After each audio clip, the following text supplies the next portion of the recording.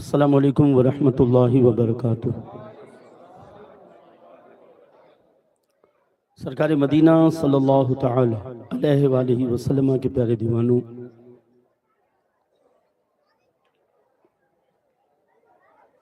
माशाअल्लाह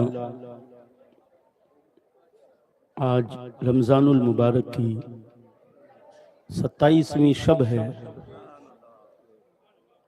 और 5 ताक रातों में से एक ताक रात है जिसे हमारे बुजुर्गों ने शब कद्र भी कहा है।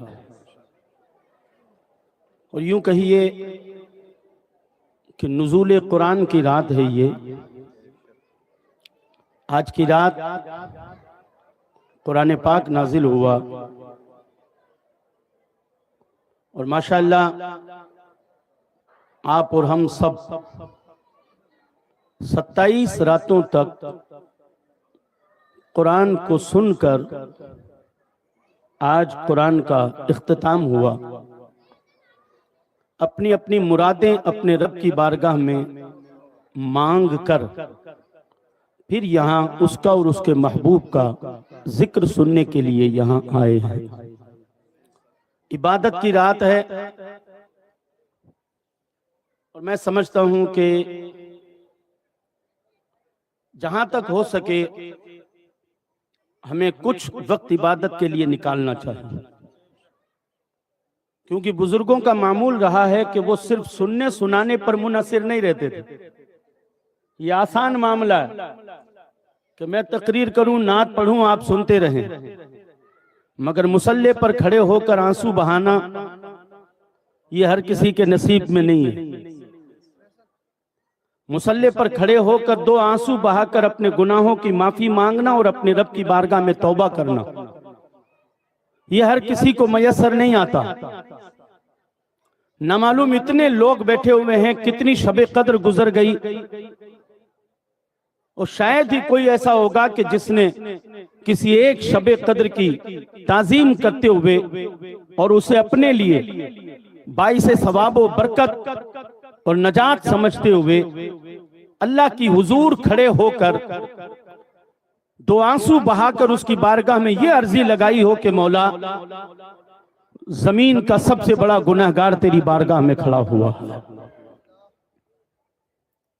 हम एक रमजान ढंग से इबादत कर ले तो हमसे बड़ा कोई आबिद नहीं, और जिनकी 40-40 साल तक इशा से लेकर फजर तक इबादतें होती थी, वो मुसल्लों को तर कर दिया करते थे रो रो कर। जी, नुज़ूल कुरान की रात है। दयानतदारी के साथ में बताना कि पूरे 27 दिनों तक दिल लगाकर कितना कुरान सुना हमने। पूरे 27 दिनों तक दिल लगाकर कितना कुरान सुने। मुझे अफसोस होता है, और फिर लोग कहते भी हैं कि साहब नाते पढ़ने के लिए कहा था और ये तकरीर करने बैठ गया। क्या करूं, मजबूरी है साहब। मस्जिदों में देखते थे कि हमारे यहाँ नमाजियों का हाल ये होता था कि कोई 4 रकात तरावी के बाद में आता, कोई 8 रकात तरावी के बाद में आता, और फिर हालात ये होते थे कि साहब बहुत लंबा लंबा मामला होता है, इसलिए शुरू की 4 रकात हम छोड़ देते थे, शुरू की 8 रकात हम छोड़ देते थे। मैं कहता हूं इलाज कराना अपने दिल का। जिसका दिल कुरान सुनने में ना लगे वो अपने दिल का इलाज कराए कि कहीं मर तो नहीं गया। और आज सबसे बड़ा जो नुकसान हमें हो रहा है वो ये है कि आपने हम जैसे नात खानों की तो बहुत कद्र की है। अच्छी नाते पढ़ने वालों को तो आपने बड़े बड़े स्टेज और बड़े बड़े मकामों पर बिठाया, लेकिन आज कुरान सुनने के लिए हमारी कौम में कौन तैयार है? कुरान बेहतर पढ़ने वालों को, बेहतर पढ़ने वालों की कौन ताजीम और तकरीम करता है? तरावी का मसला हो तो साहब लोग ये कहते हैं कि कोई फटाफट वाला हाफिज साहब लाओ। यार फलानी मस्जिद में तो यार बहुत ढीले ढीले पढ़ते हैं, कोई स्पीड किंग बताओ। तुम कुरान सुनने आए हो या कोई मैराथन में दौड़ लगाने आए हो? आप कुरान सुनने आए या कोई दौड़ भाग के लिए आए? यार अल्लाह का कलाम है ये रब का मुकद्दस कलाम है। ये वो कलाम है कि जिसे फारूक आजम सुनते हैं तो कुफ्र धुलकर ईमान की जियाएं पैदा हो जाया करती है। सुभान अल्लाह, बेशक।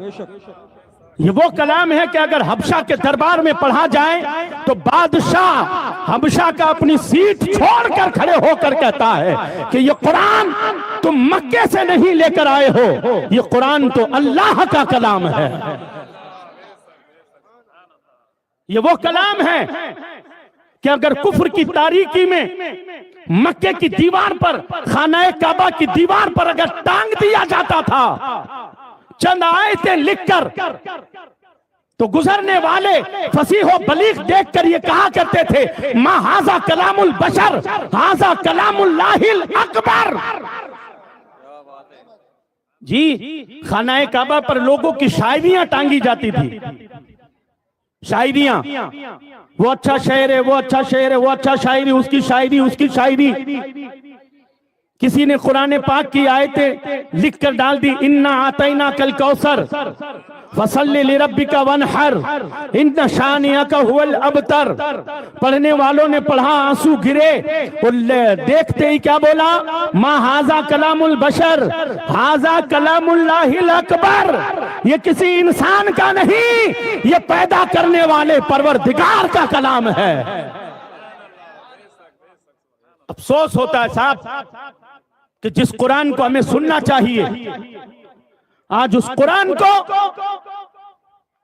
सिर्फ और सिर्फ मुर्दों के लिए पढ़ा जा रहा है।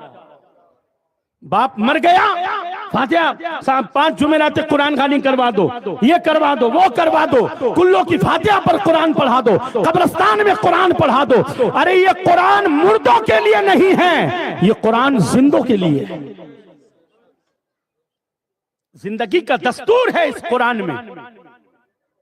मुसलमानों बड़ी हैरत होती थी मामला देखकर। कई तो लोग क्या कहते पता है, बैठे रहते, इमाम हाफिज साहब कुरान पढ़ रहे हैं, लोग बैठे रहते, और फिर ताक होती थी कि जैसे ही रुकू में जाएंगे तब जाकर खड़े होंगे। मैं कहता हूं यार, कुरान सुनने के लिए दिल उसका चुराता है, दिल वो चुराता है जिसके दिल में निफाक होता है। मोमिन की शान तो ये है कि मोमिन कुरान सुनता है और आंसू बहाता है। मोमिन कुरान सुनता है तो उसके दिल आंख से आंसू बहते हैं। अल्लाह अकबर।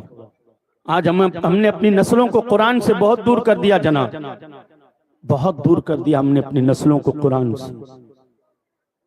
आज मोबाइलों पर मुसलमानों के बच्चे 24 घंटे में से 12-12 घंटे, 6-6 घंटे मोबाइलों पर, और लोग राजी और होते हैं, हजरत थान दिखासू में मारो इतना महीना में 12 घंटे में इतनी बार ऑनलाइन नहीं हूं, मैं कभी ऑफलाइन हूं ही कौन। मर तो सही, फिर ऑफलाइन पता चलेगा फिर ऑनलाइन कितने थे। जी, कुरान कुरान कुरान 1 महीने पढ़ा जाता है, 11 महीने हमारे यहाँ रोशनदानों में रखा जाता है, मिट्टी जमती है। ईमानदारी बताना, कपड़े कितने साफ पहनते हो, चेहरे पर थोड़ी सी मिट्टी लगती है, साफ कर लेते हो। अल्लाह के मुकद्दस कलाम के ऊपर तुम्हारे घरों में कई दिनों तक मिट्टियां जमती रहती है। क्या कभी तुम्हारा दिल करता है? मौला अली क्या कहते हैं? मौला अली कहते हैं कि जब मेरा दिल करता है कि मैं अपने अल्लाह से बात करूं तो मैं नमाज पढ़ता हूं। अब सुभान अल्लाह नहीं निकल रही आपकी। हज़रत अली कहते हैं जब मेरा दिल करता है कि मैं अपने अल्लाह से बात करूं तो मैं नमाज पढ़ता हूं। और आगे सुनो, हजरत अली कहते हैं कि जब मेरा दिल करता है कि मेरा अल्लाह मुझसे बात करे तो मैं कुरान पढ़ता हूं। सुभान अल्लाह, बेशक सुभान। अपनी नस्लों को कुरान पढ़ने की आदत डालो, अपनी नस्लों को कुरान का आदी बनाओ, कुरान की तिलावत उनको घरों में बिठाया करो ताकि उन्हें कुरान से मोहब्बत हो। सोशल मीडिया पर अभी कुछ महीने पहले एक वीडियो आया था, फलस्तीन का एक बच्चा जिसकी पूरी टांग बारूद की वजह से फटी हुई थी, पूरी टांग बारूद की वजह से पूरी टांग फटी हुई थी। उसकी माँ उसके सराहने खड़ी होकर हाथ फेर रही थी और उसे तसल्ली दे रही थी। बच्चे का दर्द नहीं रुक रहा था, बच्चा रो रहा था।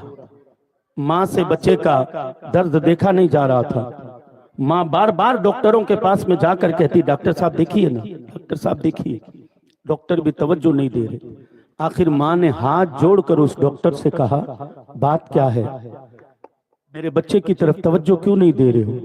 तो डॉक्टर ने उस माँ से कहा था, मैं माफी चाहता हूँ, तेरे बच्चों के टांके लगाने पड़ेंगे, लेकिन टांके लगाने से पहले सूना करना पड़ता है। वो सूना करने वाली दवा हमारे पास में नहीं है। अगर इस तरह हम टांके लगाएंगे तो तेरा बच्चा रो रो कर मर जाएगा, दर्द की वजह से उसकी जान निकल जाएगी। माँ रोती हुई अपने बच्चे के पास में आई और अपने बच्चे को सीने से लगाकर दुलार करने लगी। अल्लाहु अकबर। बच्चे ने माँ से कहा, माँ क्या बात है, डॉक्टर क्या कह रहा है? माँ ने कहा, हो जाएगा इंशाअल्लाह। बच्चे ने कहा, मैंने सुन लिया वो क्या कहता है, डॉक्टर को बुला। डॉक्टर जब आया, बच्चे ने कहा, डॉक्टर साहब आप अपना काम शुरू कीजिए। अल्लाहु अकबर। 9 या 11 साल का बच्चा था। उसने कहा, डॉक्टर साहब आप अपना काम शुरू कीजिए। डॉक्टर ने कहा, मेरे बच्चे अगर मैं सुई तेरी चमड़ी पर लगाऊंगा तो इतना दर्द होगा कि चीखे मार मार कर तेरी रूह निकल जाएगी, इसलिए मुझे ये काम नहीं करना। बच्चे ने कहा, डॉक्टर साहब आप काम शुरू तो कीजिए। कहा क्या होगा? कहा आप अपना काम कीजिए, मैं अपना काम करता हूं। आप अपना काम कीजिए, मैं अपना काम करता हूं। डॉक्टर ने कहा, मैं तो अपना काम करूंगा, तू क्या करेगा? तो बच्चे ने कहा था, तुम टांका लगाओ, मैं कुरान पढ़ता हूं। सुभान अल्लाह, सुभान अल्लाह, सुभान। मैं कुरान पढ़ता हूं। हजरात, आज भी हमारी हर परेशानी दूर हो सकती है, लेकिन हमारा मसला यह है कि हम अपनी परेशानियों का इलाज खुद नहीं करते। 11,000 आप ले लो, आप कर दो। हजरत काम नहीं चलता, 10,000 दे दो, काम चला दूंगा। तुम्हारा चले या ना चले, किसी और का चल जाता है। कुरान हर बीमारी का इलाज है, कुरान हर मुश्किल का हल है, कुरान कामयाबी है, कुरान कामरानी है, कुरान मुस्तफा की मोहब्बत है, और कुरान अल्लाह से मिलाने वाला पाकीज़ा रास्ता है। बेशक, सुभान अल्लाह। कुरान मुस्तफा का अखलाक है, कुरान मुकम्मल निजाम हयात है। आज हमें दुनिया को बताना है कि हम कुरान वाले हैं, और कुरान वो है कि जिसकी सिर्फ हमें ही नहीं पूरी दुनिया को जरूरत है। पूरी दुनिया पढ़ती है, पूरी दुनिया तिलावत कर, पूरी दुनिया इसके अंदर से खोज करके निकालती है। बेशक। मेरे पास वक्त नहीं, वरना मैं आपको बताता कि दुनिया के अंदर क्या क्या चीजों की खोज कुरान पाक से हुई है। आइए मोहब्बतों के साथ पढ़ेंगे इंशाअल्लाह। 11 महीने तिलावत इंशाअल्लाह, बोलो इंशाअल्लाह। दुकानदार हो, कारोबारी हो, बिजनेसमैन हो, कोई हो, मोबाइलों में कुरान होता है, और अपनी दुकानों पर भी पारे रखा करो। दुकान खोलो, सबसे पहला काम एक रुकू ही पढ़ लिया करो। सुभान अल्लाह। वो कमाई जो कुरान की तिलावत से आगाज किया जाता है, वो कमाई खुदा की कसम बीमारियों का इलाज भी हो जाया करता है। बेशक, सुभान अल्लाह। उसकी बरकतों का आलम ही निराला होता है। पढ़ेंगे इंशाअल्लाह, इंशाअल्लाह, तिलावत करेंगे इंशाअल्लाह, 11 महीने पाबंदी करेंगे इंशाअल्लाह, नमाजों की पाबंदी इंशाअल्लाह। छोड़ तो नहीं देंगे ईद के बाद, बोलो इंशाअल्लाह। ईद के बाद भी नमाज़ी जारी रहेगी, ईद के बाद भी कुरान की तिलावतें जारी रहेगी।